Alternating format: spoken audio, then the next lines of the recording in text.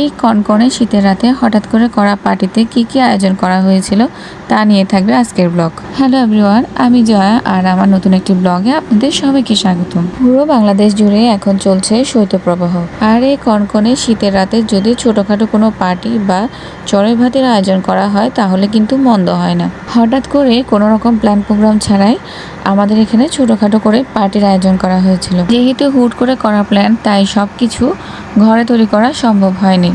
তাই পরোটা নান বাড়ি থেকে কিনে এনে মাংস মাছ এগুলো ঘরে রান্না করা হয়েছিল। আমাদের এই ছোট্ট পার্টির আয়োজনের মূল আয়োজক ছিল এই দাদা দিদি। সবাই যেহেতু সব কাজ করেই ফেলেছিল, তাই আমার উপর দায়িত্ব দেওয়া হয়েছিল সালাদ রেডি করার। সব রান্নাবান্না শেষ করে রাতে খাবারের আয়োজন করা হয়েছিল ছাদে। শহরের এই যান্ত্রিকতার ভিতর সবাই একসাথে হয়ে এই ধরনের ছোটখাটো আয়োজন এখন আর করা হয়ে ওঠে না। তাই আমরা এই আয়োজনকে কেউ মিস করতে চাইনি।